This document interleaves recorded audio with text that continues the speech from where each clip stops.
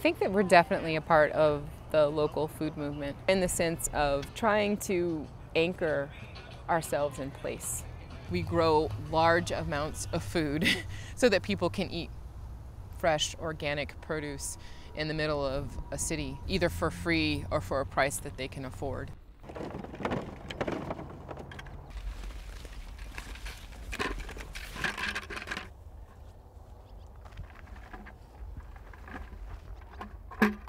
Boy, unless people figure out that we need to feed our neighbors locally and sustainably, I don't know what they're going to be farming in a few years.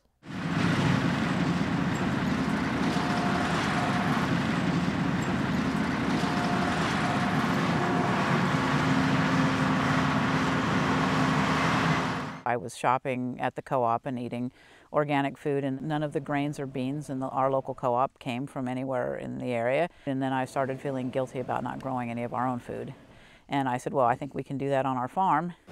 We are grass seed farmers, and we produce 50 to 60% of the grass seed that's consumed in the world. So we're not going to do anything else. We're not going to switch over to organic farming, especially organic farming. My gosh, you know, I have to live in this community.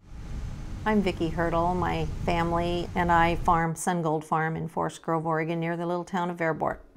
My great-grandparents came from Wisconsin and settled in Verboort in the late 1800s, so actually we've been in this area farming for 5 generations. The thing I see that's wrong in our valley is we're growing too much grass seed and too much wheat. Those are about the only crops a commercial grower can sell anymore. That's the only one that have a market. We don't eat either of them. Our grass seed, of course, goes to golf courses and new construction. Our wheat all goes to China for noodles. So most of what this valley is growing now is not for the local people to eat or use. My name is Doria Robinson. I'm the Executive Director of Urban Tilth. We work in primarily the flatlands of Richmond, which is highly impacted by violence and poverty and all of the norms that you see in underserved communities of color. It's the neighborhood that I grew up in. I'm actually a 3rd generation Richmond resident. I grew up in Iron Triangle. That's what the neighborhood is called. I'm Willow Coberly, and my husband and I own Stalford Seed Farms, and I concentrate mostly on the organic local food production side. About 20 years ago, when I first started going out with Harry, I was surprised that people grew grass for a living and didn't feel morally comfortable with it. So I asked him why he wasn't growing food crops, and he basically said money. My name is Harry Stalford. I am a farmer in the Willamette Valley. My wife and I have been farming since 1997. When I was first introduced to organic production, I thought, well, that is just for a very selective few people to do who have a tremendous amount of money in the bank that they don't have to account for. They can just go throw it at organic production. I dug my heels in pretty hard. This is just not going to work. I just don't see how you can raise any type of crop without pesticides. It's not a doable situation. We live in a classic food desert. We have a grocery store. You know, the other grocery store is just about to move out. Safeway is about to move out. So you have to travel pretty far, and if you don't have a car, you know, it's pretty hard to get high quality food. People go to their liquor stores, their corner stores, or whatever, and so it's actually an issue. Food is an issue. We don't have high quality food, and what people are eating is actually adding to the stress level that drives this whole violent spiraling process. When we were dairy farmers, we lived from month to month. We'd milk the cows twice a day, 365 days a year, and then wait a month for a check to come. We didn't know what kind of price we were going to get for the milk, how big the check was going to be, or if the check would even cover the feed bill. We just knew that we would eventually get a check, that somebody in some other state, sitting in a much nicer office than ours, was writing us a check for what he felt he owed us. At the time, I was very heavily involved in conventional farming, and I always thought we have to do this because that's what we did last year. And that's what we've always done. This is the way we've always done things. So that's our driving force. Most of our community and farmer friends are commercial farmers. We're one of the few that switched from being commercial chemical farmer to a non-chemical produce farmer. When we were dairying, we did what we knew how to do, and we did what the generation before us did, and it's about all we knew. When we changed from the conventional farming to the produce farming we're doing now, of course, when we sell directly to the consumer, first of all, we set our own price. So we would figure out what it actually costs us to grow that crop, and then add a little bit for living expenses, and actually got what that crop was worth. So immediately, we felt rich because everything we sold, we actually could afford to grow. When we first started that garden with just a few beds, we had like 6 beds out there. Everybody was like, "Wow, what are you doing? Why are you doing that?" You know, like, you're just gonna trash it. Nobody wants to eat that food. It's out here, you know, people.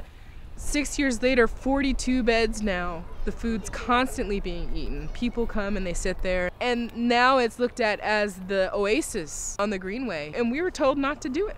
I think that, you know, you can't underestimate the example of the one thing that's different than the norm. When I first presented the idea of farming organically to my husband, he said that it was not going to happen in this valley, that there was too much weed pressure, and basically it was not going to work. So he allowed me to start our experiment on 11 acres of a 10,000 acre farm. We just let them take a few acres and try to convert it to organic, and you know, they'll learn for themselves what it's like farming without pesticides. And it worked. It kind of surprised me. I was a little bit amazed that we could do some of the stuff that we have done so far. We spent years trying to convert to organic, and we would try to get a field to organic, and my husband would see weeds popping up and he'd go out and spray it. Every family that I know of in our area has been touched by cancer in one way or another. And I actually asked him, I sat him down right after he sprayed a field, and I said, you know, our son is 8 years old now, and could you look him in the eye and tell him that you had done everything you could to keep him from getting cancer? And at that point, he stopped spraying the field that I asked him to stop spraying. In this community, in this neighborhood, there's a lot of fear. People spend a lot more time indoors.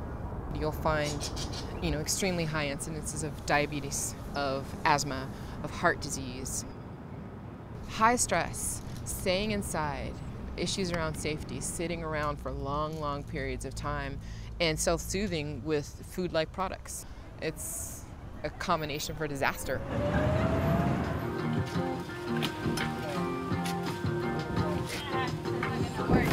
Some people ask me, you know, where are you having an apprentice program and you're training all these kids to be farmers, you know? Like, you know, are they really gonna get a job being a farmer? And I'm like, you know, that's actually not the point. You know, growing food from a seed to a fruit is the best project management training you can possibly get.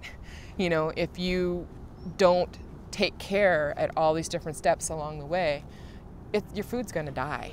You're never gonna get that fruit. And the metaphor runs so deeply, and the kids get it right away.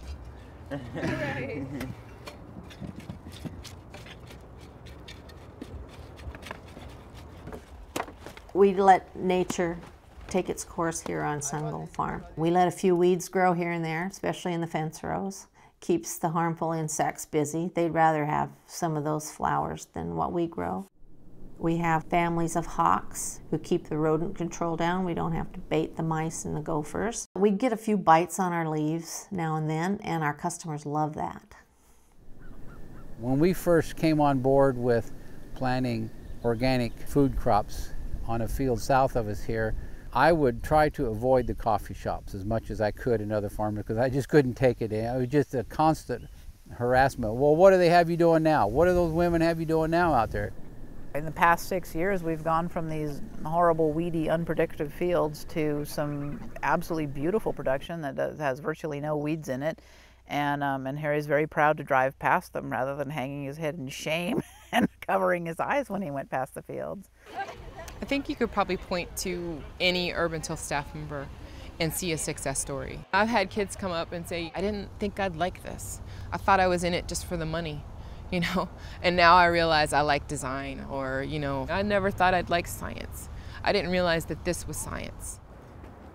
Studying ecology and systems is something that I could think about doing for the rest of my life. I get more people every week really asking, you know, can I get a job? Can I get involved? What can I do? I'll volunteer, I'll do this. And this wave is just building. And the more we do it, the more we get more people involved. And my brother's cousin, sister's brother, everyone, you know, like we call it a family affair because everyone just kind of keeps coming in.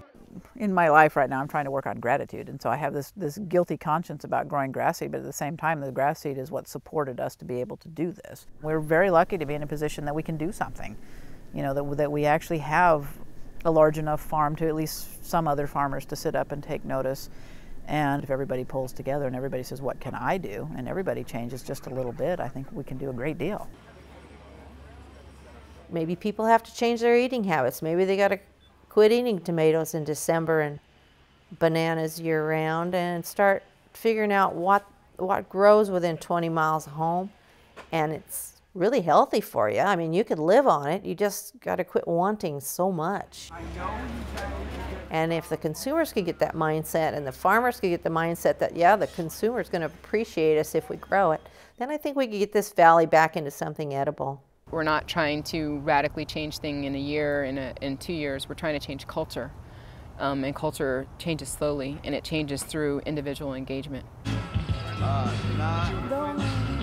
quite. Apparently there's big spiders.